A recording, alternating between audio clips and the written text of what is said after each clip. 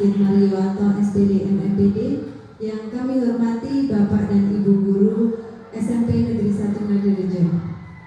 Terima kasih Bapak dan Ibu karena sudah hadir pada siang hari ini di diseminasi dari calon guru penggerak tentang budaya positif di sekolah. Pada kesempatan kali ini, materi nanti akan disampaikan oleh kami bertiga. Yang pertama oleh saya sendiri, Kuntarti, kemudian oleh Ibu Asri Aprilia Sari, dan yang terakhir nanti oleh Ibu Rosi Kurnia Koirunisa, Ibu Rosi Koirunisa.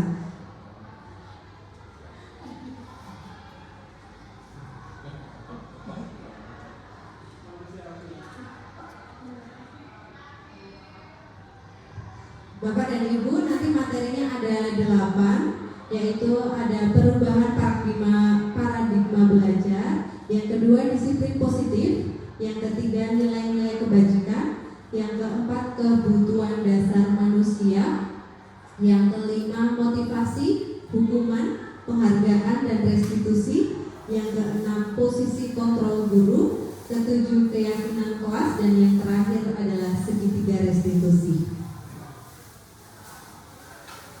Baik Bapak dan Ibu, kita akan memulai dari materi yang pertama, yaitu perubahan paradigma belajar. Nah, di dalam paradigma belajar ini, kita akan sedikit demi sedikit merubah. Yang awalnya pembelajaran berpusat pada guru, kita akan merubah menjadi pembelajaran yang berpusat pada murid. Nah, perubahan paradigma belajar merupakan pembelajaran yang dirancang berdasarkan prinsip pembelajaran berdiferensiasi, sehingga murid belajar sesuai dengan kebutuhannya berdasarkan tahap perkembangan sesuai teori psikologi modern untuk mewujudkan profil pelajar Pancasila. Nah, menurut Dr. William Glasser, dalam kontrol teori atau choice theory meluruskan beberapa miskonsepsi tentang makna kontrol sebagai awal perubahan dalam paradigma belajar yang selama ini kita yakini. Yang pertama adalah ilusi mengontrol murid. Pada dasarnya kita tidak memaksa murid untuk berbuat sesuatu jikalau murid memilih untuk tidak melakukannya. Walaupun tampaknya guru sedang mengontrol perilaku murid, hal demikian terjadi karena murid sedang mengizinkan dirinya untuk dikontrol. Saat itu bentuk kontrol guru menjadi kebutuhan dasar yang dipilih murid tersebut. Teori kontrol menyatakan bahwa semua perilaku memiliki tujuan bahwa terhadap perilaku yang tidak disukai. Kemudian miskonsepsi yang kedua, ilusi bahwa semua penguatan positif efektif dan bermanfaat. Nah, ini yang awalnya kita berpikir bahwa semua penguatan positif itu efektif dan bermanfaat, meskipun sebenarnya tidak ya. Jadi penguatan positif atau bujukan adalah bentuk-bentuk kontrol. Segala usaha untuk mempengaruhi murid untuk mengurangi suatu perilaku tertentu, kemungkinan murid tersebut akan menyadarinya dan mencoba untuk menolak bujukan kita, atau bisa jadi murid tersebut menjadi tergantung pada sang guru untuk berusaha. Miskonsepsi yang ketiga yaitu ilusi bahwa kritik dan membuat orang merasa bersalah dapat menguatkan karakter.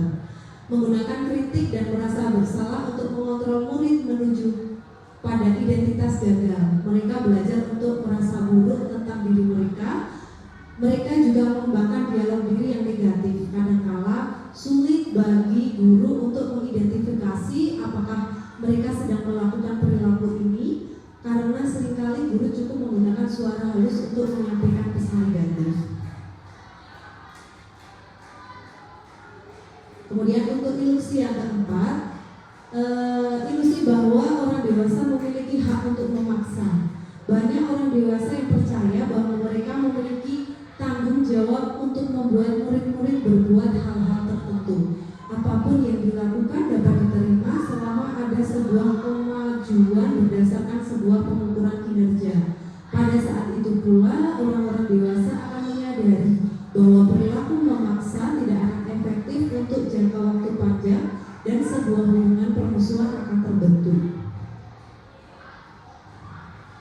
Nah, dari beberapa miskonsepsi tadi, jika kita masih melakukan, nanti akan berakibat anak itu menjadi seseorang yang pendendam, dan bahkan apa yang kita lakukan kepada anak itu akan teringat di sepanjang hidup dia, menjadi memori buruk untuk anak-anak kita.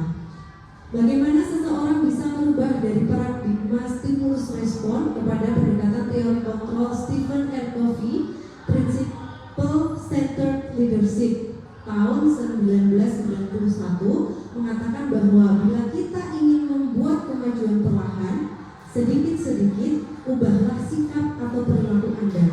Namun, bila kita ingin memperbaiki cara-cara utama kita, maka kita perlu mengubah kerangka acuan kita. Ubahlah bagaimana Anda melihat dunia, bagaimana Anda berpikir tentang manusia.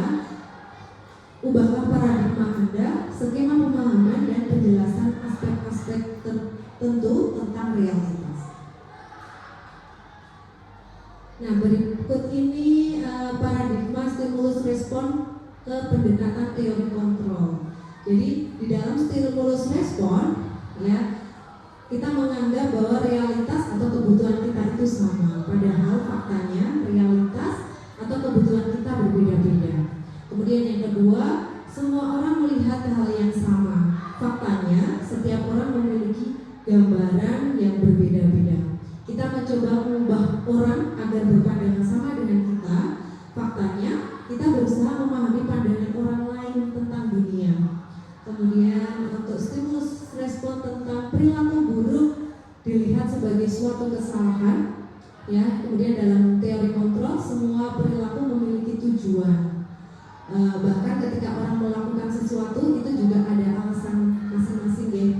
Orang lain bisa mengontrol saya, kemudian hanya Anda yang bisa mengontrol diri Anda. Saya bisa mengontrol orang lain, Anda tidak bisa mengontrol orang lain. Pemaksaan ada pada saat bujukan gagal. Kemudian kalau dalam teori kontrol, kolaborasi dan konsensus menciptakan pilihan-pilihan baru. Kemudian yang terakhir, model berpikir menang kalah.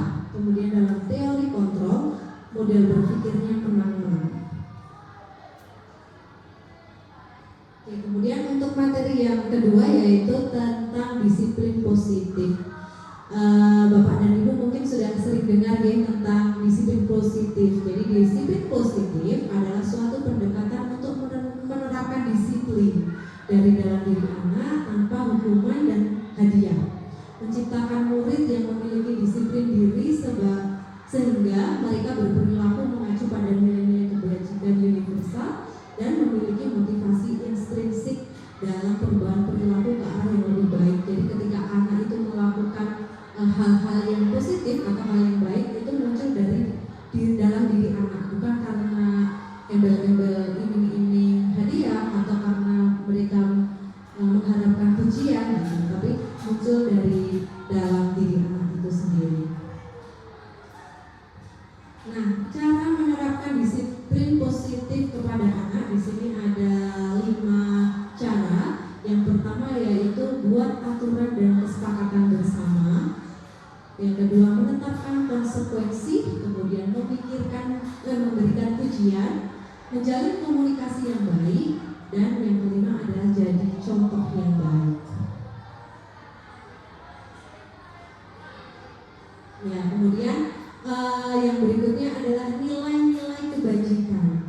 Nilai-nilai yang disepakati bersama lepas dari suku, bangsa, agama, bahasa maupun latar belakang. Nah, ini yang disebut dengan pengertian dari nilai kebajikan, ya. Jadi nilai kebajikan adalah nilai yang sudah disepakati bersama. Ya, nilai-nilai kebajikan itu ada banyak sekali sumbernya. Nah, di sini kita akan membahas 4 sumber. Yang pertama dari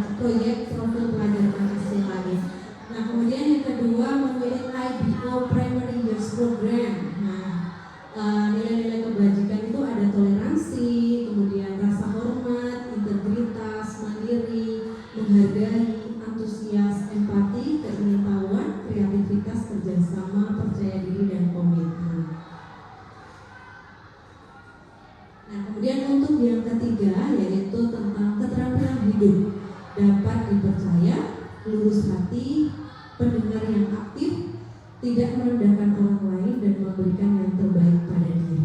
Kemudian yang menurut petunjuk hidup, nilai-nilai kebajikan itu ada peduli, penalaran, bekerja sama, keberanian, keingintahuan, usaha, keluasan, fleksibilitas, berorganisasi, kesabaran, keteguhan hati, kehormatan, memiliki rasa humor, berinisiatif, integritas, pemecahan masalah, sumber pengetahuan, tanggung jawab, dan persahabatan. Nah, ini ternyata humor ini juga perlu dijadikan sebagai nilai kebajikan yang harus kita miliki. Nah, untuk melakukan nilai-nilai kebajikan tentu saja itu bisa berhasil jika kebutuhan dasar manusia itu bisa terpenuhi. Ada yang tahu apa saja kira-kira kebutuhan dasar manusia itu? Makan, terus apa lagi? Minum, ya bersenang-senang, kemudian berarti bahagia ya, shopping itu juga untuk menambah imun. Iya, oke. Kita lihat kira-kira kebutuhan dasar manusia itu ada apa saja. Yang pertama ada kebutuhan bertahan hidup. Jadi makan tadi termasuk kebutuhan bertahan hidup ya. Kemudian kebutuhan untuk diterima, kebutuhan pengakuan atas kemampuan, berarti ada validasi ya. Kebutuhan untuk merasa senang dan kebutuhan akan pilihan. Tidak memilih itu juga pilihan berarti ya.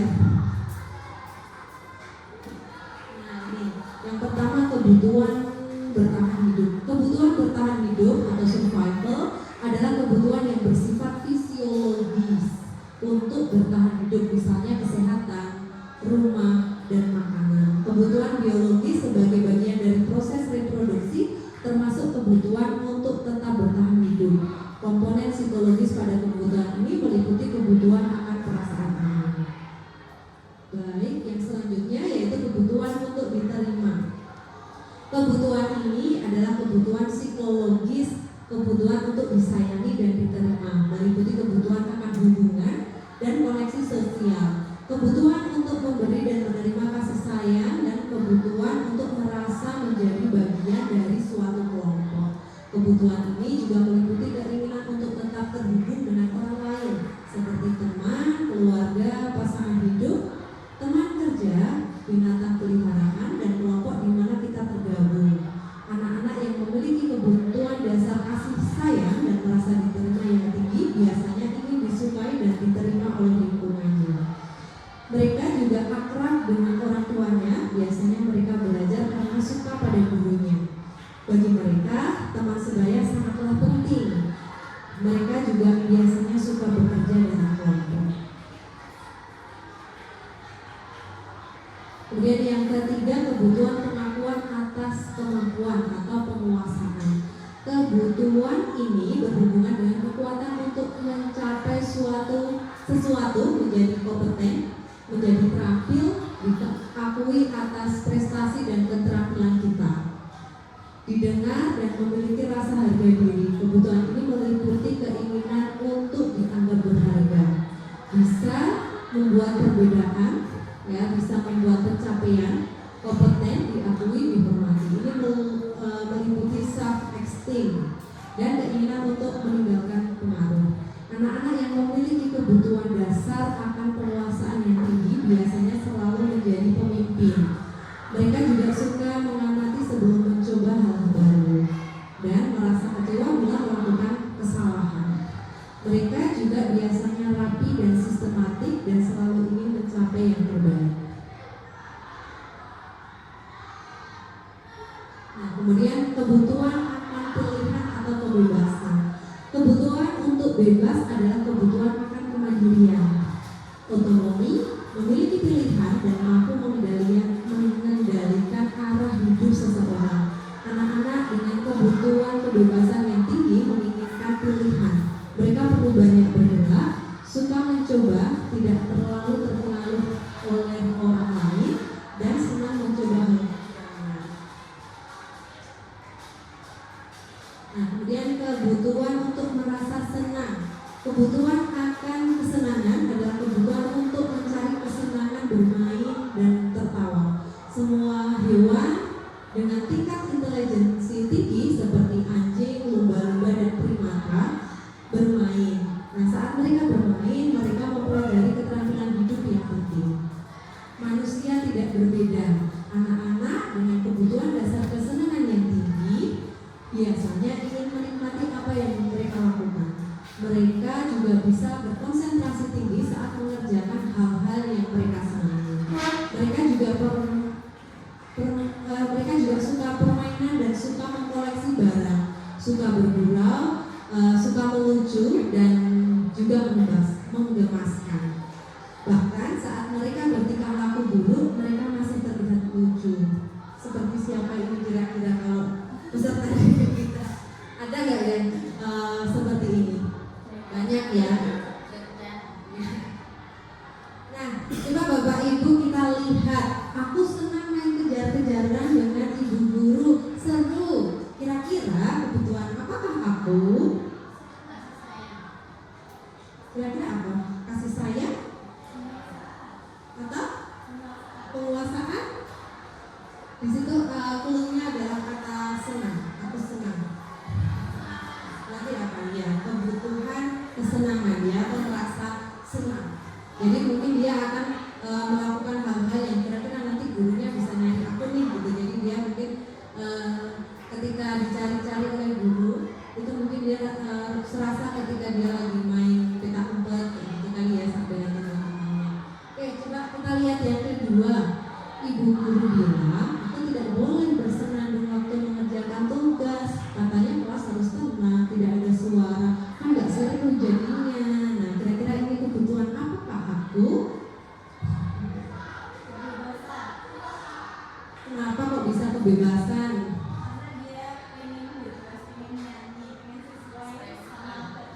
Iya, betul sekali. Oke, jadi dia ingin kebebasan. Memang kadang-kadang ada anak yang tipikal belajarnya itu harus sambil mendengarkan musik, harus sambil bernyanyi gitu ya. Ada beberapa anak juga yang dia harus tenang. Nah, dan ini, ibu aku lapar sekali, seharian ini aku belum makan. Kira-kira ini kebutuhan apakah aku? Iya, bertahan hidup ya. Clue-nya adalah aku lapar sekali. Sebelum ke motivasi, kemudian hukuman, penghargaan, kita ini ya biar konsentrasi ada sedikit ice breaking. Saya tutup.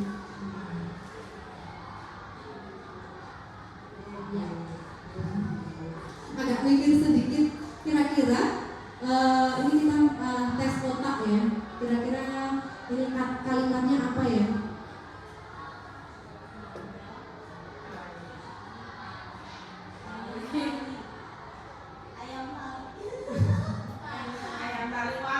Ayam taliwang ya benar. Lagi ya. Wangi kan wangi ini pakai bunganya jadi wangi. Iya dihapus.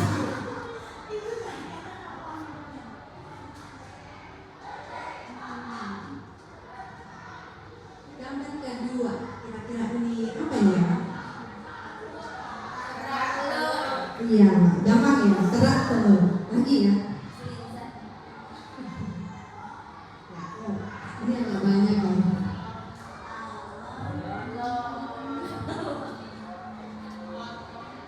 Lontong sayur. Iya, lontong sayur. Kalau yang kan balon banyak dicoret jadi lon, kemudian tang jadi o, jadi tong. Satu t-nya dari y jadi sayur dan dari ini.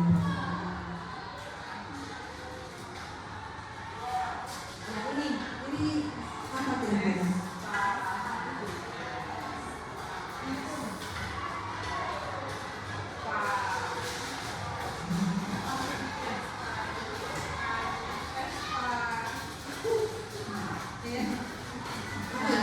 Ada es batu, ada palu, kemudian ada kayu.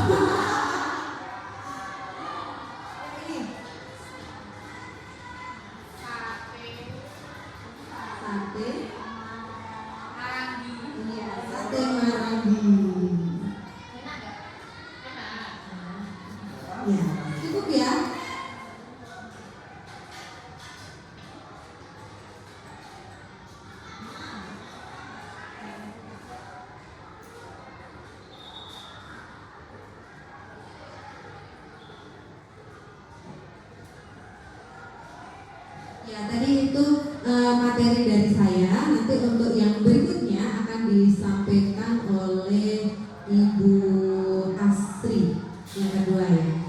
Monggo Bu Asri.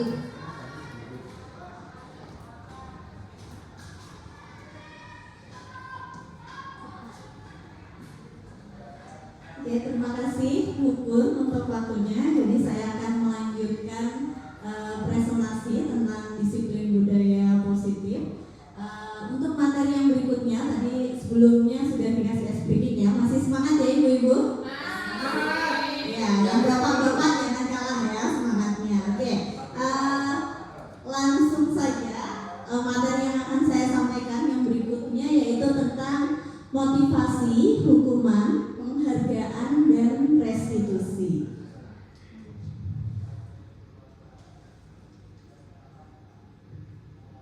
Nah, ini ada 3 motivasi perilaku manusia. Jadi manusia itu motivasinya itu ada dibagi menjadi 3. Yang pertama yaitu untuk menghindari ketidaknyamanan atau hukuman. Nah, pada motivasi yang pertama ini biasanya tingkat terendah dari motivasi perilaku manusia. Kemudian yang berikutnya untuk menghindari permasalahan yang mungkin muncul dan berpengaruh pada mereka secara fisik, psikologis maupun tidak terpengaruhinya kebutuhan mereka. Yang terakhir, motivasi ini bersifat eksternal, berarti motivasinya bukan berasal dari diri manusianya. Kemudian yang berikutnya, yang kedua ada motivasi untuk mendapatkan imbalan atau penghargaan dari orang lain. Nah, ini ciri-cirinya apa saja? Yang pertama, orang berperilaku untuk mendapatkan imbalan atau penghargaan dari orang lain. Nah, ini biasanya yang paling sering dilakukan oleh manusia itu terutama seperti peserta didik kita, biasanya mereka motivasi yang paling banyak itu adalah motivasi untuk mendapatkan imbalan. Benar nggak Bapak Ibu? Ya. Gitu ya. Kemudian yang berikutnya ada orang melakukan sebuah tindakan untuk mendapatkan pujian dan pengakuan dari orang lain. Nah, ini juga sering juga kita menemukan pada peserta didik kita. Yang terakhir, motivasi ini bersifat eksternal dari luar diri peserta didik. Nah, yang ketiga motivasinya untuk menjadi orang yang mereka inginkan dan menghargai diri sendiri dengan nilai yang mereka percaya. Nah, ini untuk motivasi yang ketiga ini mereka melakukan sesuatu karena nilai-nilai yang mereka yakini dan mereka hargai.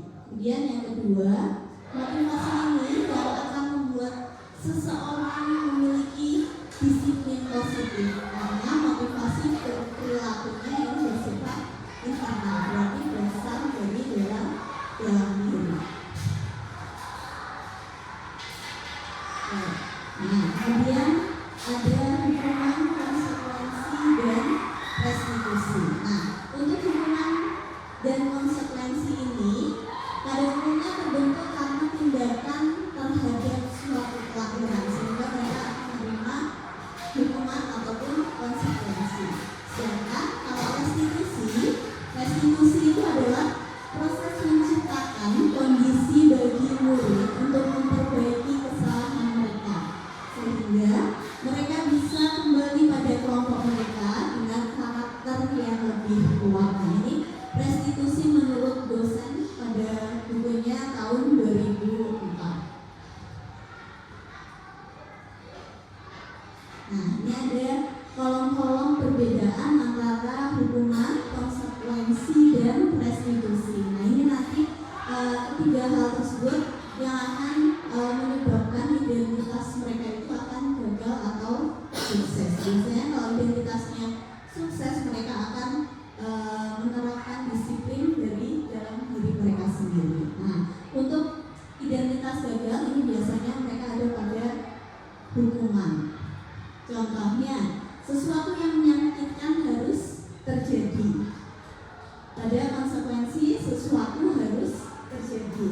Sedangkan pada restitusi merupakan pilihan. Nah, yang kedua, tidak nyaman untuk murid atau anak untuk jangka jangka waktu yang panjang, itu pada hukuman. Sedangkan kalau pada konsekuensi murid tidak nyaman, itu nanti ada jangka waktunya, jangka waktu pendek. Sedangkan pada restitusi nanti akan mengeluarkan murid dalam jangka waktu yang panjang. Yang berikutnya, kalau pada hukuman, korban akan mendapatkan keadilan. Sedangkan kalau pada konsekuensi, korbannya akan diabaikan. Ya. Sedangkan pada restitusi, korbannya nanti akan mendapatkan ganti rugi. Kemudian yang terakhir, ada murid akan tersakiti. Ini pada hukuman. Jadi setelah memperoleh hukuman, muridnya akan merasa tersakiti. Kemudian untuk konsekuensi, murid dibuat tidak nyaman. Pada restitusi, murid akan mendapatkan penguatan. Nah, ini perbedaan yang berikutnya. Pada hukuman ada perilaku pasif agresif yang meningkat pada hukuman. Jadi peserta didiknya nanti akan berperilaku pasif agresif. Kalau pada konsekuensi, penguatannya nanti hanya berjangka waktu yang pendek. Sedangkan restitusinya nanti masalahnya bisa terpecahkan.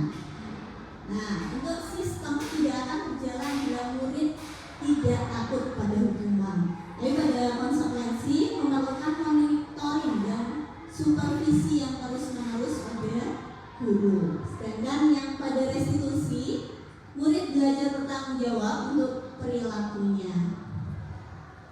Nah, ini yang berikutnya, bila dilihat dari masa berlakunya, berlaku hanya pada sebuah intuisi, tidak berlanjut pada kehidupan nyata. Nah, ini pada hukuman. Kemudian pada konsekuensi membantu penerapan mengikuti peraturan dalam masyarakat. Sedangkan untuk restitusi itu fokus pada pemecahan masalah dalam jangka waktu yang panjang. Nah, ini untuk contohnya. Kalau yang hukuman itu biasanya kita ngomongnya sambil marah-marah, ya. Nah, ini contohnya, peraturannya adalah kamu harus, kita sambil ngomel-ngomel, ya kan. Jadi mengharuskan anak untuk melakukan sesuatu, itu merupakan hukuman. Nah, pada konsekuensi kita berbicaranya lebih halus lagi. Apa peraturannya? Mampukah kamu melakukannya? Terima kasih. Nah, sedangkan pada restitusi nanti akan timbul keyakinan. Apa yang kamu yakini? Apa yang bisa kamu lakukan untuk memperbaiki masalah ini?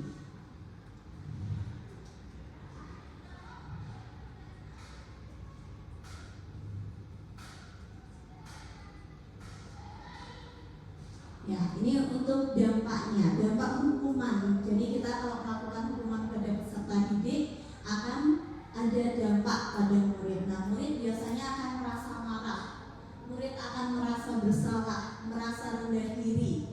Kemudian nanti yang paling parah adalah mengasingkan diri. Ya. Nah, pada konsekuensi biasanya murid akan kehilangan haknya, waktu jeda seorang diri atau penahanan. Kemudian pada konsekuensi, pada restitusi, ya, tadi konsekuensi, untuk restitusinya murid atau anak tidak kehilangan waktu, namun bersemangat untuk memperbaiki diri. Ya, nah kalau untuk guru, nah biasanya hukuman itu dibuat oleh guru, ya, dibuat oleh guru. Pada konsekuensi dibuat oleh guru dan murid. Jadi kedua belah pihak itu bersepakat untuk membuat konsekuensi ini. Dan yang terakhir untuk restitusinya, biasanya kalau restitusi itu malah dibuat oleh murid. Jadi biasanya guru hanya memandu saja.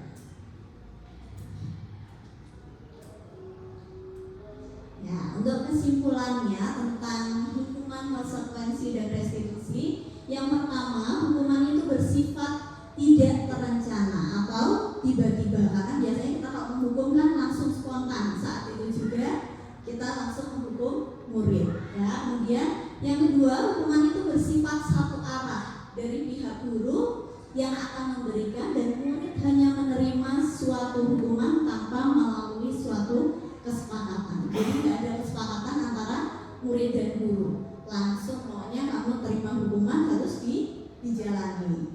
Nah, yang kedua ada konsekuensi. Konsekuensi sudah terencana atau sudah disepakati oleh murid dan guru karena sudah dibuat bersama-sama. Nah, untuk bentuk konsekuensinya dibuat oleh pihak sekolah atau oleh pihak gurunya. Yang murid tetap dibuat nyaman untuk jangka waktu yang pendek. Nah, sedangkan yang ketiga tentang restitusi. Restitusi memberi kesempatan untuk murid untuk mempertanggungjawabkan perilakunya. Restitusi dibuat oleh anak untuk menjadikan murid bersemangat untuk memperbaiki diri. Jadi kalau hukuman itu dari guru, kalau restitusi itu konsekuensi ya, kalau konsekuensi itu dibuat oleh guru dan murid, sedangkan kalau restitusi itu biasanya dibuat oleh murid itu sendiri untuk dilaksanakan dirinya sendiri biar menumbuhkan semangat untuk memperbaiki dirinya sendiri. Ya. Nah, ini untuk materi yang pertama. Nah, sekarang ada contoh-contoh kata-katanya. Nah, ini ada soal. Kata-katanya seperti ini. Mencatat 100 kali di dalam buku kalimat. Saya tidak akan terlambat lagi karena saya datang terlambat ke sekolah. Kira-kira ini termasuk hukuman atau konsekuensi ya? Hukuman atau konsekuensi? Hukuman. Kenapa termasuk hukuman, Bung Tati? Ya, oke. Berarti sudah jelas ya, termasuk hukuman karena sebelumnya itu tidak ada kesepakatan antara guru dan murid. Ya, jadi termasuk hukuman. Kemudian yang berikutnya, yang kedua, lari mengelilingi lapangan basket 2 kali karena terlambat hadir di sekolah. Berarti ini termasuk hukuman atau konsekuensi? Hukuman. Kenapa Bu Rosi kok termasuk hukuman?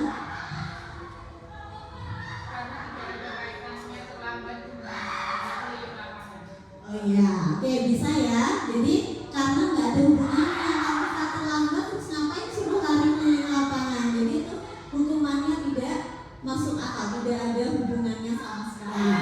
Oke, yang berikutnya. Nah, yang berikutnya membersihkan coretan yang dibuat peserta didik di meja tulis. Itu termasuk hukuman apa konsekuensi? Konsekuensi. Kenapa Bu Ika kok bisa konsekuensi? Membersihkan coretan yang dibuatnya. Konsekuensinya harus harus coret-coret, harus membersihkan seperti semula. Iya, benar banget ya. Jadi konsekuensi itu sudah ada kesepakatan antara murid dan guru. Jadi ini ada hubungannya antara dia yang nyoret-nyoret, dia juga yang harus membersihkan ya. Oke, yang berikutnya. Oke, murid diminta untuk push up 15 kali karena tidak menggunakan masker ke sekolah. Kira-kira termasuk hukuman atau konsekuensi? Ya, kalau menurut Bu Eri katanya termasuk hukuman. Kenapa Bu Eri kalau hukuman Bu Eri?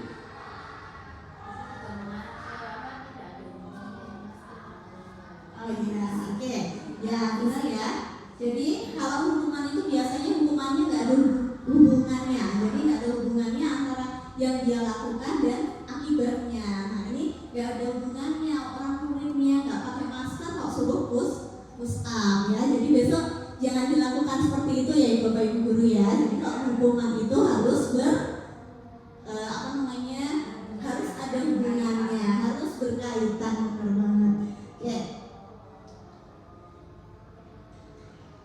Nah, oke, yang selanjutnya ternyata yang namanya penghargaan itu tidak selamanya menyenangkan. Ya, di sini judulnya adalah dihukum oleh penghargaan. Nah, untuk menurut Alfikon Maret 1995, nah ini mengemukakan baik penghargaan maupun hukuman adalah cara-cara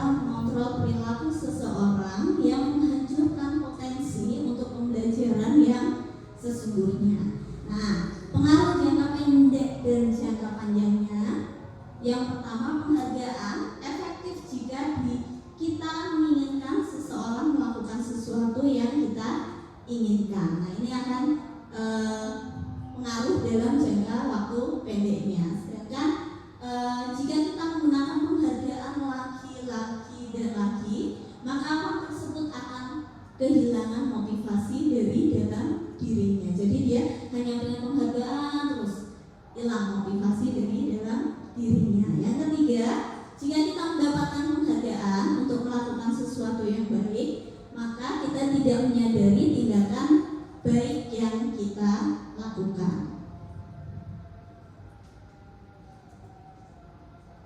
Nah, ini ada penghargaan. Penghargaan itu akan efektif jika seperti apa dan tidak efektif jika dilakukan seperti apa. Nah, penghargaan itu tidak akan efektif. Yang pertama, jika membuat murid tidak akan berusaha sekeras sebelumnya. Jika murid tidak mendapatkannya. Jadi penghargaan itu tidak efektif kalau dilakukan secara terus-menerus lagi dan lagi. Yang kedua, jika kita memberikan murid suatu penghargaan untuk melakukan hal yang kita inginkan, maka kita harus terus-menerus memberikan penghargaan tersebut. Kemudian penghargaan itu bisa merusak hubungan. Nah, akan menimbulkan rasa iri bagi sebagian murid yang tidak bisa mendapatkan penghargaan. Jadi yang pintar dia akan mendapatkan penghargaan terus-menerus, sedangkan anak yang tidak bisa dia tidak akan pernah mendapatkan penghargaan. Nah, ini nanti bisa menimbulkan rasa iri pada peserta didik. Nah, selain menimbulkan rasa iri, ini juga akan menimbulkan ketidakjujuran dalam diri murid karena dia pengen banget mendapatkan penghargaan, jadi dia akan melakukan apapun yang dia bisa untuk mendapatkan penghargaan tersebut. Nah, yang ketiga, penghargaan menciptakan persaingan di dalam kelas. Ini sudah jelas ya, kalau ada penghargaan mesti mereka akan berlomba-lomba untuk mendapatkan penghargaan tersebut. Yang terakhir, murid yang tidak pernah mendapatkan penghargaan akan berhenti mencoba dan berusaha karena dia sudah putus asa. Dia udah berusaha tapi nggak pernah dapat penghargaan, sudah berusaha tidak dapat penghargaan. Lama-kelamaan dia nanti akan berhenti mencoba dan berusaha. Kemudian yang berikutnya ada penghargaan itu nanti akhirnya akan mematikan kreativitas. Jika yang pertama, murid yang diberi penghargaan akan berpikir ke hadiahnya, ya. Jadi kreativitas murid itu tidak akan berkembang karena dia hanya berpikir ke penghargaannya aja, ke hadiahnya saja. Yang berikutnya, pekerjaan seni atau sebuah penulisan cerita menjadi kurang kreatif bila dijanjikan sebuah hadiah atau penghargaan. Nah, yang berikutnya ada penghargaan yang menghukum. Nah, seperti apa itu penghargaan kok bisa menghukum, ya? Biasanya penghargaan itu kan menimbulkan rasa senang, ya. Nah, ini penghargaan kok bisa menghukum. Kenapa itu? Nah, yang pertama karena murid tidak mendapat penghargaan akan merasa dihukum. Jadi dia kayak, oh aku kok nggak dapat penghargaan ya. Nah, dia merasa kayak dirinya sendiri sedang dihukum karena tidak bisa mendapatkan penghargaan. Yang kedua, penghargaan dan hukuman adalah hal yang sama karena keduanya mengendalikan perilaku seseorang. Yang terakhir, dalam jangka waktu yang lama penghargaan akan terlihat seperti hukuman. Oke, kita lanjutkan tentang restitusi. Tadi kita sudah sedikit membahas tentang restitusi. Nah, untuk restitusi ini merupakan sebuah pendekatan untuk menciptakan disiplin positif. Restitusi adalah proses menciptakan kondisi bagi murid untuk memperbaiki kesalahan mereka sehingga mereka bisa kembali ke kelompok mereka sendiri dengan karakter yang lebih kuat.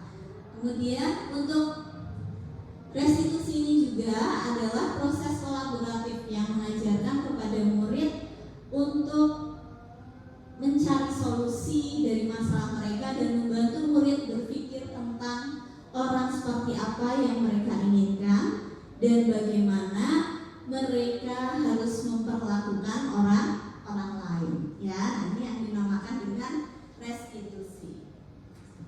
Ciri-ciri ciri-ciri. Nah, sekarang ada ciri-ciri dari restitusi. Seperti apa itu ciri-ciri restitusi? Nah, restitusi ini bukan untuk menebus kesalahan, ya. Tapi restitusi ini adalah untuk memperbaiki hubungan. Yang berikutnya, restitusi adalah tawaran, bukan berupa paksaan, ya. Nah, restitusi itu menuntun untuk melihat ke dalam diri, untuk mencari kebutuhan dasar yang mendasari tindakan yang dilakukan oleh peserta didik. Yang berikutnya, restitusi diri adalah cara yang paling baik, fokus pada karakter bukan pada tindakan. Nah, restitusi ini juga harusnya bersifat menguatkan, ya, menguatkan peserta didik, fokus pada solusi bukan fokus pada kesalahan. Kemudian yang terakhir, mengembalikan murid yang berbuat salah pada kelompoknya. Nah, ini karena dia sangat penting, ya, yang namanya murid itu ketika sudah berbuat salah biasanya dia kesulitan untuk kembali ke tempatnya lagi, untuk kembali ke kelompoknya lagi. Nah, biasanya kita bisa membantu murid dengan cara restitusi.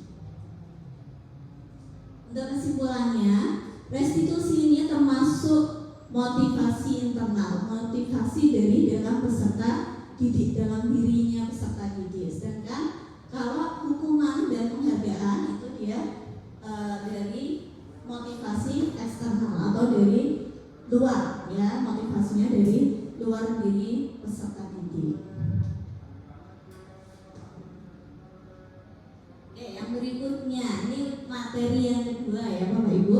Tadi kita sudah belajar tentang restitusi, hukuman, penghargaan. Nah, ini materi yang keduanya yaitu tentang 5 posisi kontrol guru. Nah, kita biasanya di sekolah sudah melaksanakan, tapi kita lupa ada. Oh, kita itu sebagai posisinya sebagai apa, ya? Seperti itu. Nah, ternyata posisi kontrol guru itu ada 5. Yang pertama sebagai penghukum, sebagai pembuat rasa bersalah, kemudian sebagai teman, sebagai pemantau, atau sebagai manajer. Nah, kira-kira kalau Bapak Ibu guru nih udah melaksanakan sebagai apa? Oh, penghukum. Ada lagi yang lainnya?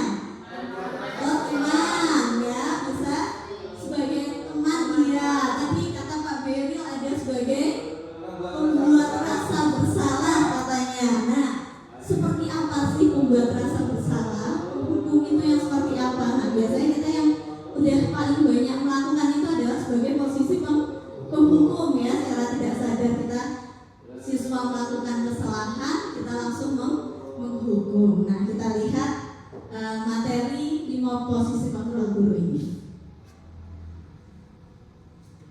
Nah, yang pertama sebagai penghukum. Nah, ini yang paling sering saya juga kadang-kadang kalau lagi hilaf nggak sadar, oh ternyata saya sebagai penghukum, ya. Nah, ini penghukum itu contohnya, kamu selalu saja salah, awas ya kamu kalau melanggar. Nah, kalau penghukum tuh biasanya ngomongnya sambil melotot, sambil pegang pinggang, sambil nuding-nuding, ya. Nah, itu biasanya kalau penghukum seperti itu, ya. Benar nggak Bapak Ibu? Oke, yang kedua tadi ada sebagai pembuat rasa bersalah. Nah, pembuat rasa bersalah ini biasanya guru akan berkata lemah lembut, beda sama penghukum tadi. Kalau ini yang bicaranya lemah lembut, pembuat rasa bersalah akan menggunakan keheningan yang membuat orang lain merasa tidak nyaman atau dia biar merasa bersalah. Nah, kata-kata yang keluar biasanya seperti ini nih. Ibu sangat kecewa sekali dengan kamu. Ya, jadi muridnya jadi merasa bersalah, ya kok kecewa sama aku, kayak gitu. Nah, ini contoh pembuat merasa bersalah. Nah, yang berikutnya ada posisi sebagai teman. Nah, biasanya ini guru-guru muda. Guru-guru muda itu biasanya melakukannya adalah sebagai posisi sebagai seorang teman, ya. Nah, ini ciri-cirinya biasanya guru pada posisi ini tidak akan menyakiti murid, namun tetap berupaya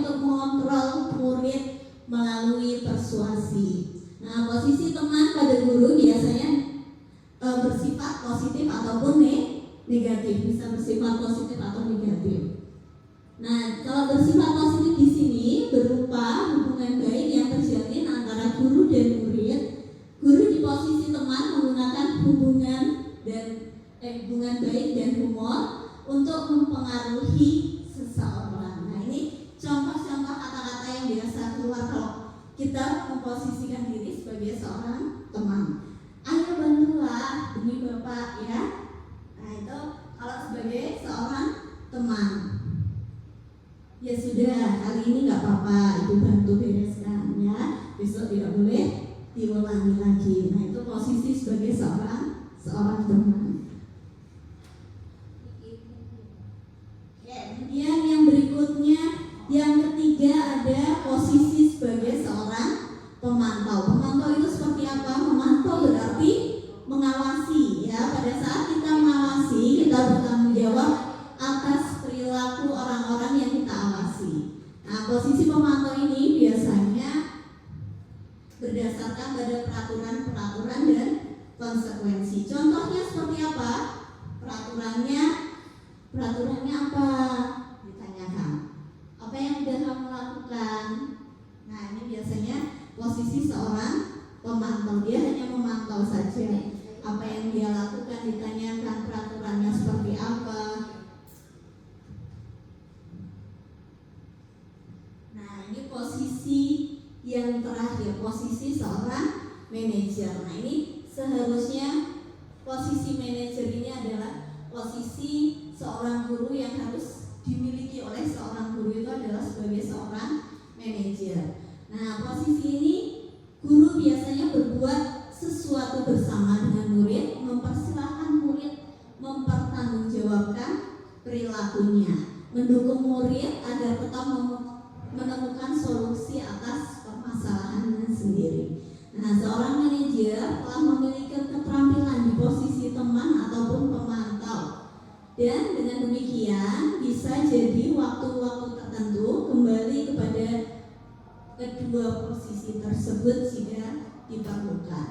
Namun, bila kita menginginkan murid-murid kita menjadi manusia yang merdeka, mandiri dan bertanggung jawab, kita perlu mengacu pada restitusi yang dapat menjadikan murid kita sebagai manajer untuk dirinya sendiri. Nah, di manajer, murid diajar untuk menganalisis kebutuhannya sendiri. Jadi muridnya ditanyain, kira-kira kebutuhan kamu, kebutuhan dasar kamu yang belum terpenuhi itu yang mana? Itu tugas seorang manajer. Nah, ini biasanya kata-katanya yang keluar dari seorang manajer itu, dia sudah berkata halus pada siswa ya. Apa yang kita yakini? Nah, untuk mengingatkan lagi dia ke keyakinan kelas yang sudah mereka sepakati. Nah, kemudian ada juga apa yang kamu rencanakan untuk memperbaiki hal ini. Nah, ditanyakan lagi ke murid biar murid yang merencanakan.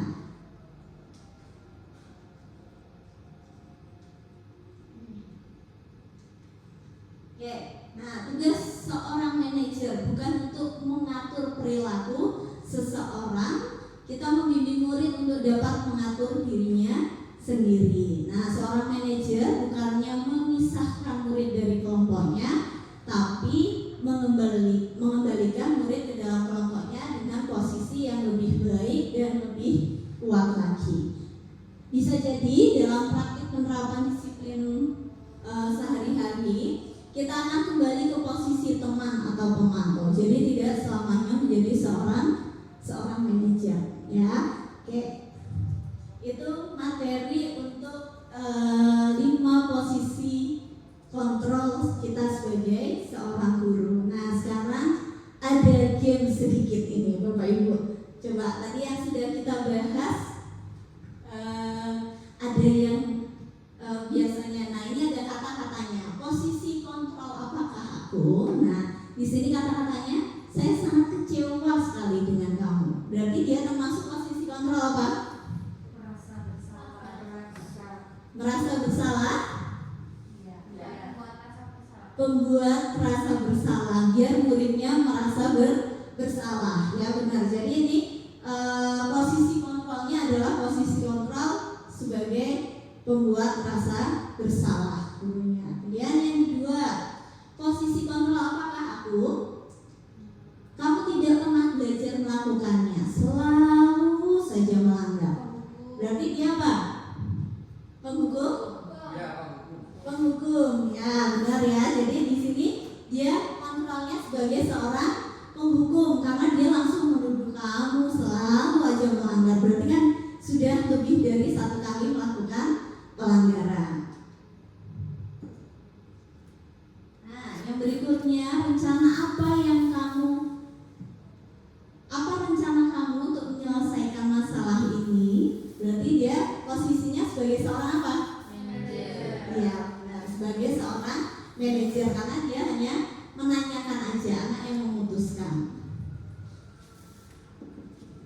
Oke. Yang berikutnya, ayolah lakukan ini demi ibu. Apa posisinya? Iya, posisinya dia sebagai teman karena dia bisa memohon kepada peserta didiknya. Oke, masih ada lagi. Kamu tidak akan naik kelas jika kamu tidak mengerjakan tugas. Kira-kira apa? Pemantau? Atau pembuat rasa bersalah? Atau penghukum? Penghukum enggak ya? Nah ini dia sebagai posisi seorang pemantau, benar ya? Karena dia kan dia akan memantau, oh dia tidak pernah mengerjakan tugas. Nah dia memberikan konsekuensinya kalau tidak pernah mengerjakan tugas.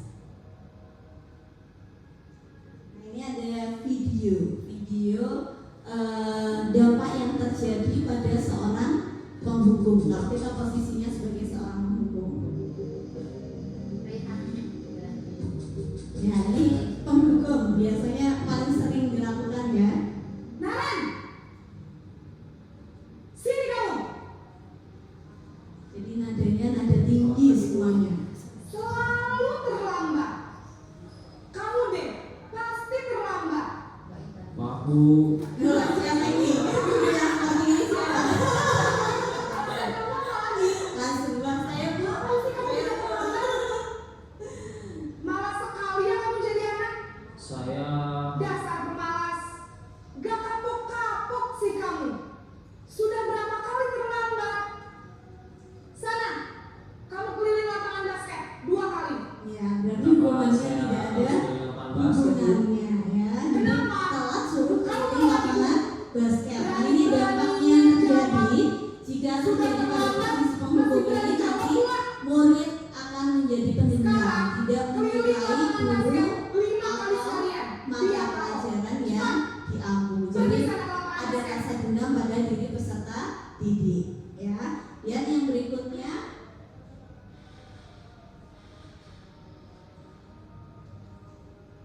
oke. Nah ini ada pembuat rasa bersalah, ada adegannya. Nah ini nanti yang dampak yang terjadi jika murid itu diperlakukan sebagai pembuat rasa bersalah. Sudah jelas murid akan merasa bersalah, identitasnya akan gagal. Kamu kenapa terlambat lagi, Nak? Ya Tuhan, Naren. Kamu senang ya bikin ibu susah ya? Siapa ini pembuat rasa bersalah? Oh Lucy. Ya Lucy. Ya ini biasanya membuat muridnya jadi rendah diri ya, jadi menarik diri dari lingkungannya. Dia jadinya orangnya tertutup ya. Duh, gimana ini? Ya, oke, kita lanjutkan video yang ketiga. Video yang ketiga ada dampak yang terjadi pada posisi teman. Kalau guru itu menempatkan diri sebagai seorang teman. Nah, ini nanti dampak yang akan terjadi itu yang pertama, murid akan tergantung pada hanya satu orang saja. Karena kita pasti akan mengandalkan ya, kalau misalnya kita punya teman seorang guru, ya udah kita pasti akan mengandalkan guru tersebut ya. Murid jadi tidak mandiri, tidak bisa berpikir untuk dirinya sendiri karena terlalu ada ya. Terlalu akrab sama muridnya. Contohnya kata ibu-ibu ini ada Pak Yajid yang kayak gitu ya. Nah, ini biasanya terlalu dekat sama murid. Nah, ini untuk posisi teman ya. Nah, sebenarnya posisi teman ini juga nggak salah. Jadi nggak sepenuhnya salah, cuman kadang terlalu dekat sering disalahgunakan.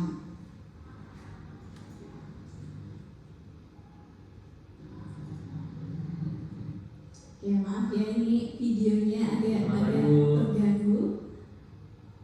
Wah, sudah jam berapa ini? Nah, terlambat lagi ya sayang. Iya Bu. Itu ada sayang-sayangnya segala kalau udah jadi temannya kan. Doakan saya Bu. Kamu malah menyalahkan ibu kamu. Kamu bukannya anak yang larinya paling kencang. Kok terlambat sih? Iya Bu. Saya memang bangun bangun tadi. Jadi biar bisa kencang, tetap gak kekejar Bu. Ya sudah sana. Nanti lain kali larinya lebih kencang lagi ya. Biar gak terlambat lagi. Bikin senang ibu. Demi ibu. Bisa kan? Bisa lah Bu. Ya itu ya, itu kalau sebagai seorang teman biasanya kayak gitu. Jadi santai dulu ya sama muridnya bisa santai. Kemudian yang keempat, dampak yang terjadi pada posisi pemantau. Ini nanti murid akan menghitung konsekuensi dan hadiah tanpa memahami nilai kebijakan yang dituju.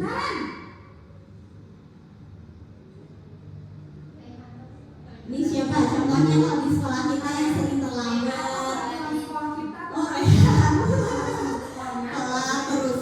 Kita Oh Blosi. terus di sekolah jam Blosi pemantaunya maksudnya. sudah jam 7.20. Naren sudah tahu konsekuensinya jika terlambat hadir. Paham Bu. Saya harus tinggal kelas pas jam istirahat selama 20 menit.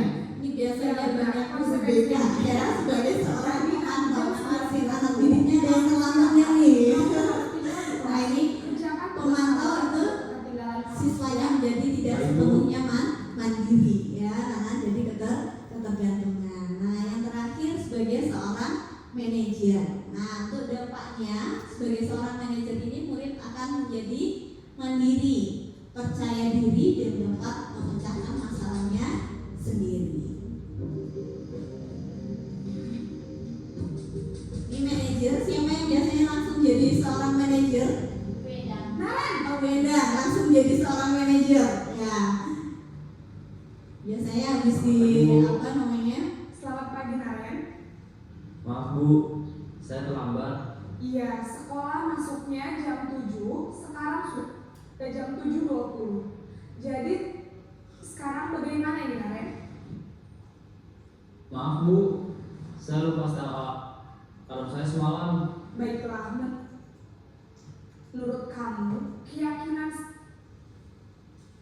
Nah ini dia selalu menanyakan keyakinan kelas sudah ingat nggak kamu dulu keyakinan kelas mana yang kamu langgar. Nah ini biasanya terjadi pada seorang Hargai diri sendiri dan manajer orang lain. ya. Mungkin ya Bu. setuju. Jadi, apakah Naren meyakini prinsip saling menghormati tersebut? Iya Bu, saya meyakininya. Apakah Naren bersedia memperbaiki masalah keterlambatan ini? Bersedia Bu. Ya itu ya itu video sebagai seorang manajer. Oke.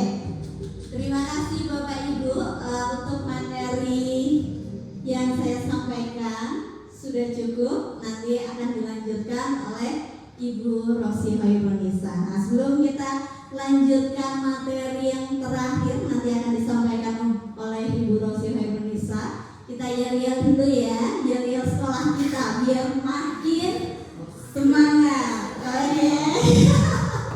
Ya. Sudah siap belum? Oh berdiri biar semangat. Berdiri. Ya. Oke. Pen saja. Pen saja. Bocai. Guru deh. Oke, bersama kita semuanya. Terima kasih Bapak Ibu semua. Silakan Bu Rosi Indonesia untuk melanjutkan presentasi.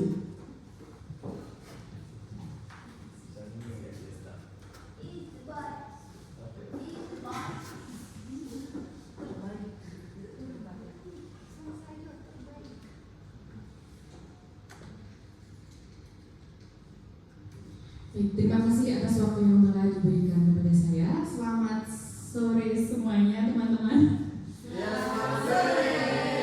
Terima kasih sekali karena di sini kita belajar lagi ya. Materi selanjutnya yang akan saya bawakan adalah keyakinan sekolah atau keyakinan kelas. Nah, apa itu keyakinan sekolah atau keyakinan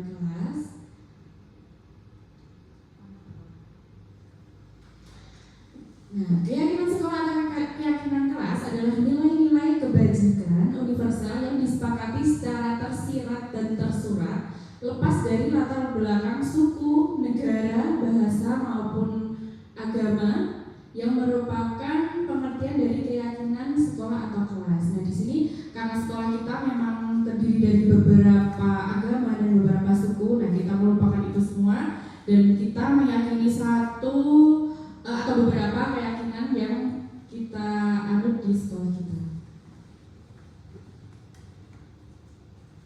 Nah, kemudian bagaimana sih caranya merumuskan keyakinan kelas? Yang pertama, bertanya kepada murid tentang harapan di kelas. Nah, jadi kita bisa menanyakan kepada anak-anak kelas kita mau dibawa yang ke arah mana, ke arah seperti apa. Nah, hanya bertanya proporsinya adalah 22%. Kemudian dari pernyataan-pernyataan tersebut kita ubah menjadi pernyataan yang positif.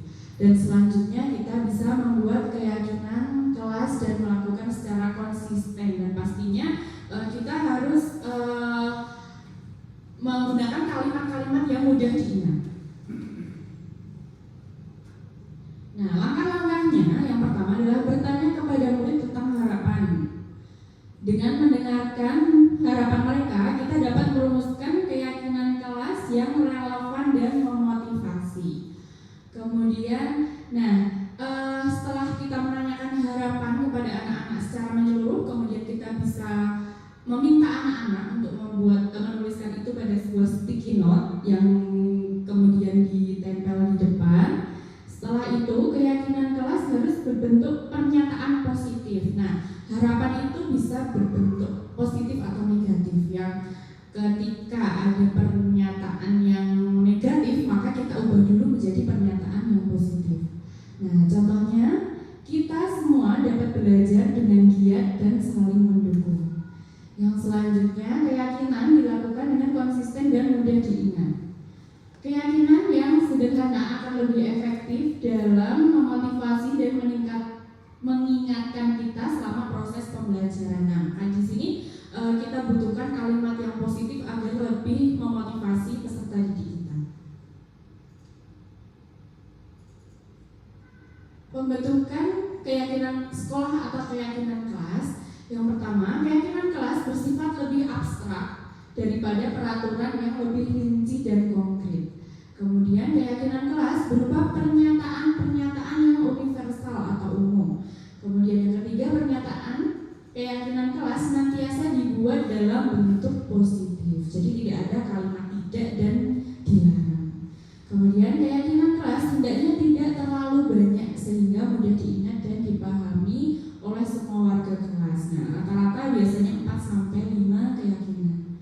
Kemudian keyakinan kelas sebaiknya sesuatu yang dapat diterapkan di lingkungan tersebut. Yang selanjutnya, semua warga kelas hendaknya ikut berkontribusi dalam pembuatan keyakinan kelas lewat kegiatan curah pendapat. Terakhir, bersedia meninjau kembali keyakinan kelas dari waktu ke waktu. Jadi kita lakukan evaluasi keyakinan tersebut apakah sudah berjalan dengan baik atau belum. Nah, ini ada contoh kalimat negatif. Jangan berlari di kelas atau koridor. Kita ubah menjadi kalimat positif. Berjalanlah di kelas atau di koridor. Nah, mungkin di sini Bapak Ibu guru ada yang bisa mencontohkan dari kalimat negatif ke kalimat positif.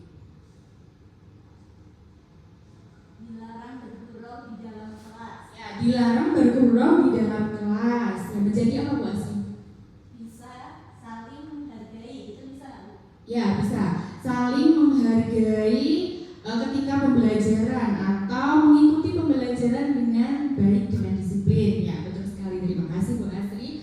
Nah, kemudian mungkin ada lagi, jangan membuang sampah sembarangan. Bisa kita ubah menjadi apa? Buanglah sampah di tempat sampah. Ya, jagalah kebersihan bisa, buanglah sampah pada tempatnya juga bisa. Terima kasih teman-teman. Ya, berarti Bapak Ibu di sini sudah paham ya.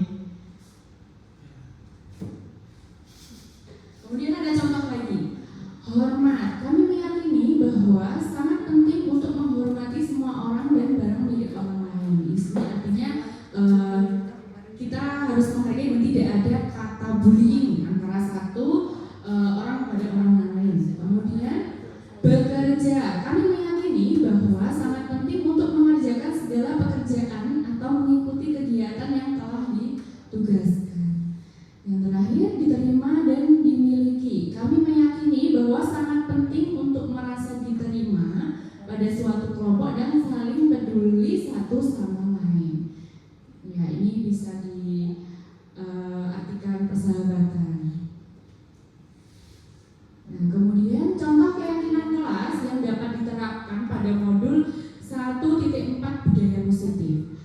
pertama, setiap murid berhak untuk belajar dan berkembang.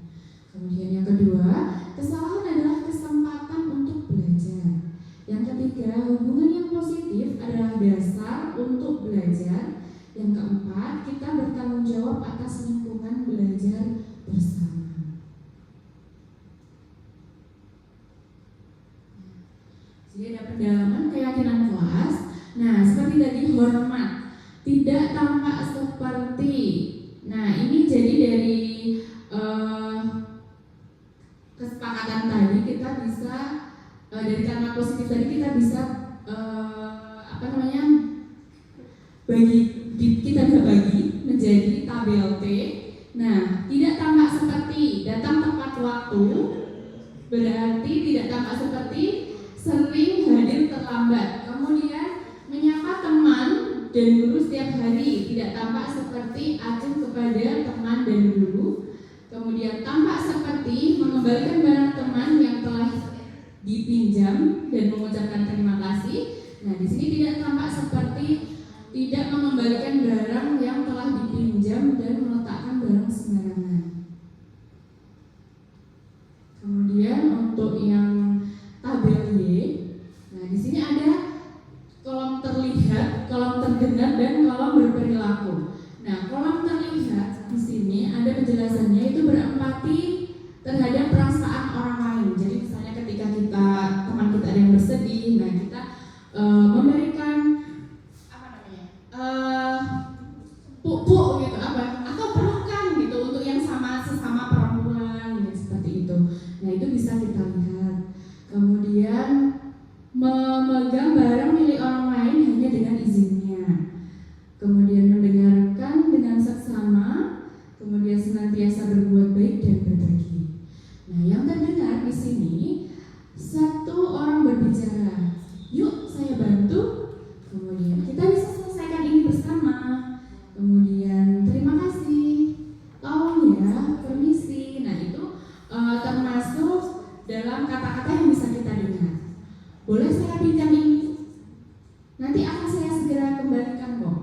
Nah, kemudian yang berperilaku, nah di sini bisa kita lihat dengan tersenyum ramah, kemudian memberikan salam, berjabat tangan antara satu teman dengan teman yang lain, kemudian memberikan ruang bekerja, kemudian postur tubuh yang tenang.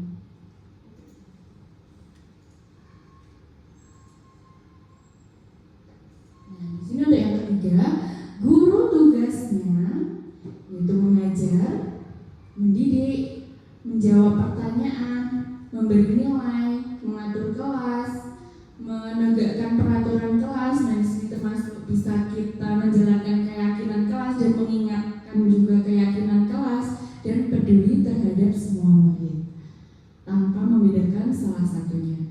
Kemudian guru tugasnya bukan menyakiti atau disakiti. Jadi kita itu berusaha untuk tidak menyakiti anak dan tidak pula disakiti oleh anak-anak.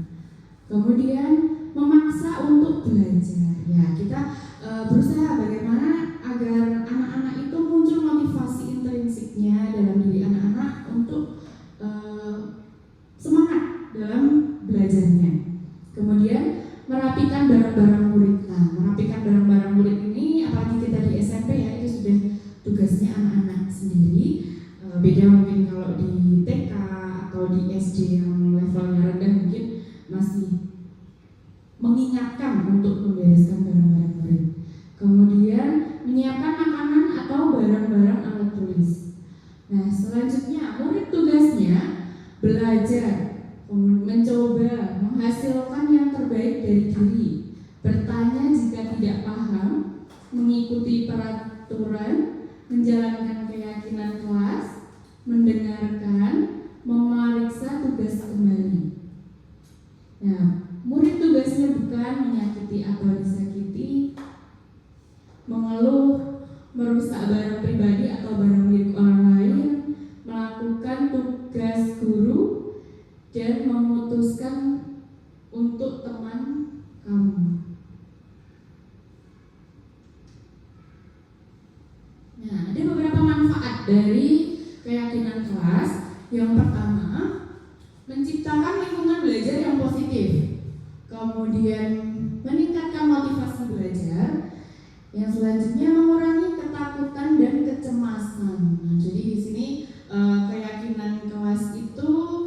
tidak menakut-nakuti anak seperti peraturan ya. Nah, kemudian yang keempat, memperkuat hubungan sosial. Yang kelima, meningkatkan kemandirian dan meningkatkan tanggung jawab. Nah, jadi anak diajarkan untuk bagaimana sih cara anak itu agar bisa tahu atas tugasnya dan tanggung jawabnya.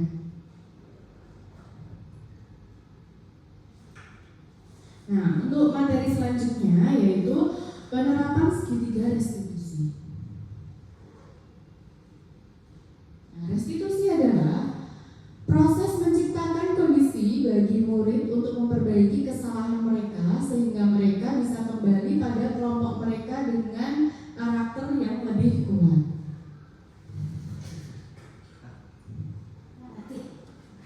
Ya, mohon maaf itu salah ketik. Baik, apa saja sih langkahnya? Yang pertama adalah menstabilkan identitas.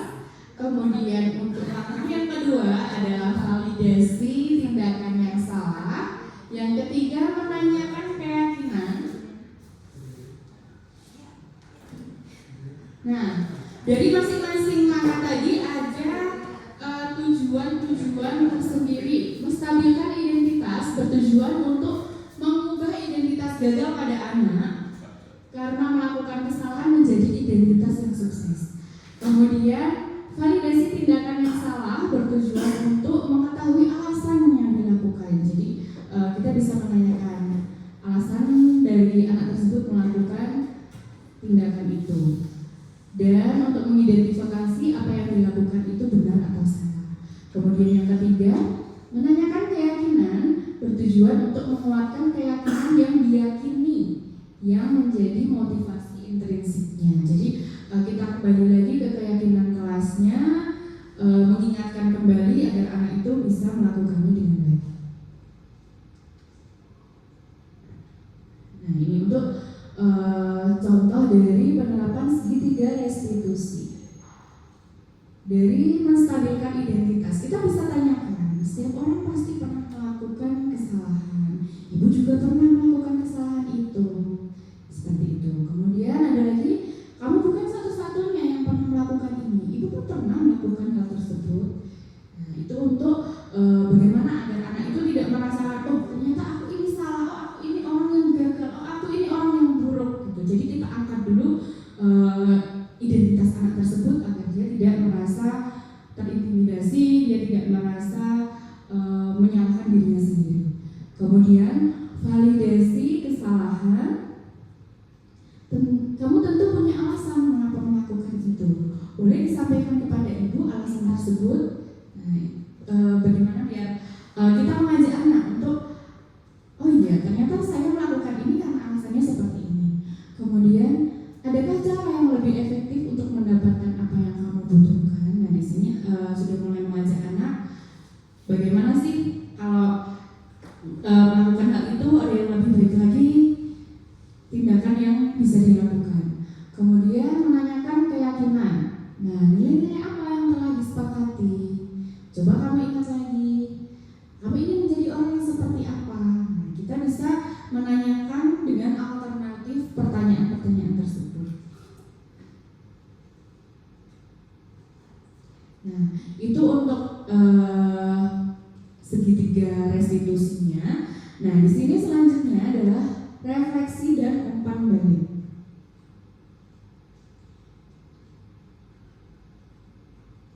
Nah, refleksinya dalam penerapan budaya positif hendaknya guru memiliki kompetensi kepribadian, profesional dan sosial yang baik agar dapat menerapkan posisi kontrol sebagai manajer atau jika dalam filosofi pendidikan KHD menjadi seorang guru yang among, yaitu dapat menuntut murid-muridnya menjadi insan yang mandiri, merdeka, dan bertanggung jawab serta memiliki karakter sesuai profil pelajar Pancasila.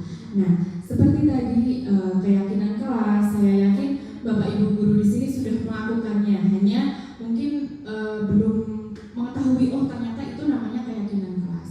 Nah, keyakinan kelas tadi bisa kita angkat dari kesepakatan kelas yang kita ubah menjadi kalimat yang positif, kemudian diyakini untuk rekan-rekan satu sekolah atau satu kelasnya. Kemudian dari segitiga restitusi, dan itu juga saya yakin Bapak Ibu di sini pernah melakukannya ya. Nah, hanya saja ternyata ini namanya ini, yang ini namanya ini, mungkin seperti itu. Atau mungkin ternyata cara yang lebih tepat seperti ini. Ternyata kita perlu mengembalikan identitas anak untuk menjaga yang gagal menjadi lebih baik lagi.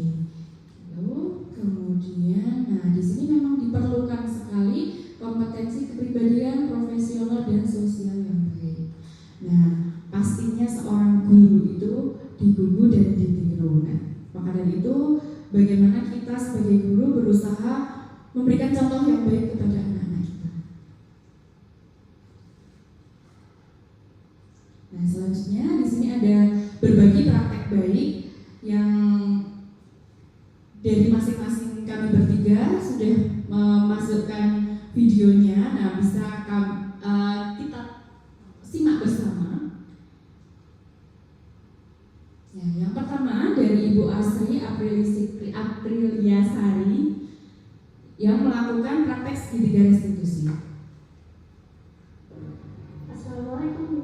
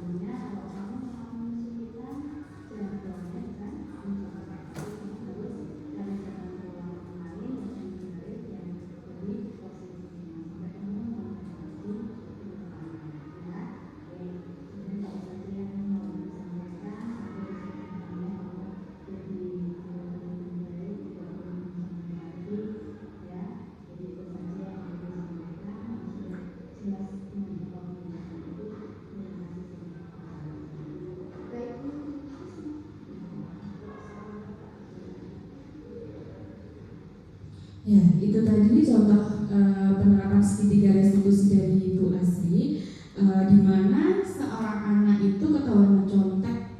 Nah, di sini Ibu Asri menanyakan bagaimana sih, alasannya apa sih, gitu. Nah, kemudian menanyakan kembali kepada anaknya, kira-kira itu benar atau salah.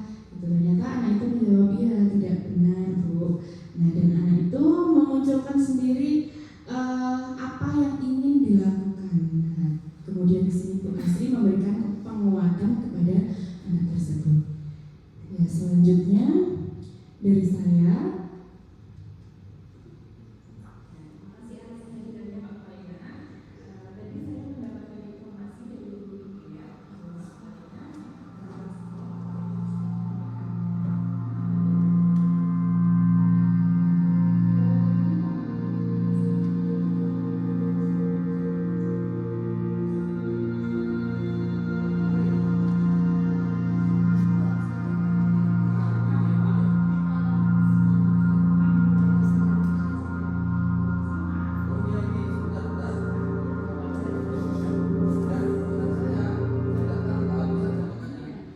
Ya, mohon maaf.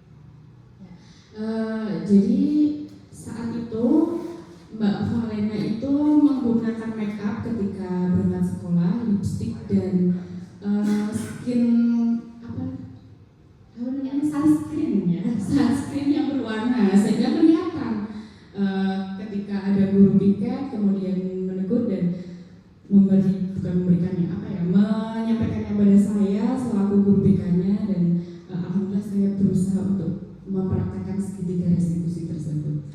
Nah, selanjutnya di sini 2 segitiga restitusi sudah kita simak ya. Nah, yang selanjutnya kita simak tentang menyusun keyakinan kelas dari Ibu Kuntarti.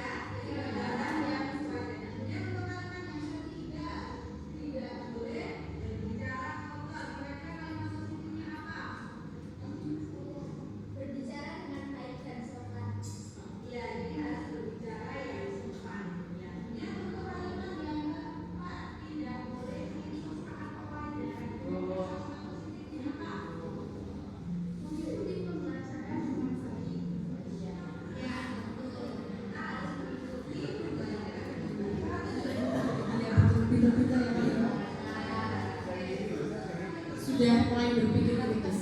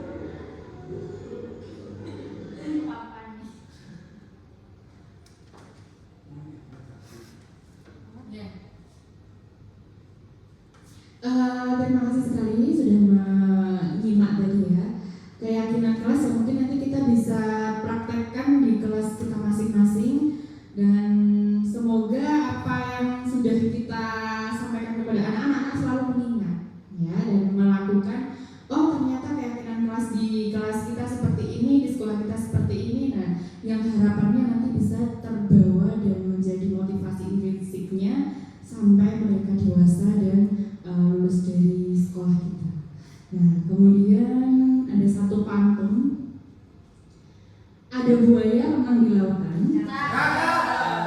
lumba-lumba itu mamalia.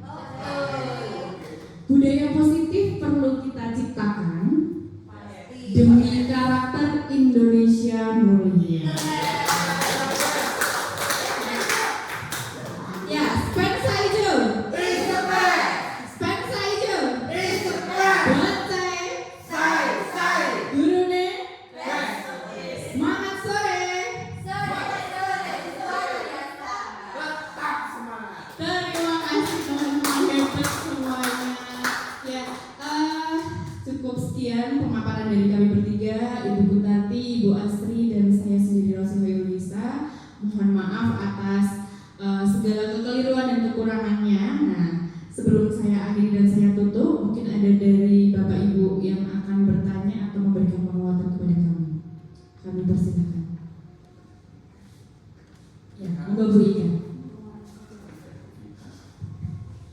Tadi dari Bu Butati, kemudian Bu Asri dan juga Bu Rosi sudah memaparkan tentang budaya positif ya secara runtut, kemudian juga disajikan dengan PowerPoint yang sangat menarik, disertai dengan video-video yang membuat kita lebih bersemangat dan lebih memahami bagaimana kita seharusnya sebagai guru di sekolah yang bisa untuk menumbuhkan karakter positif murid-murid melalui pembiasaan yang positif. Luar biasa, tepuk tangan buat Bukun, kemudian Bu Sari dan juga Bu Rosi.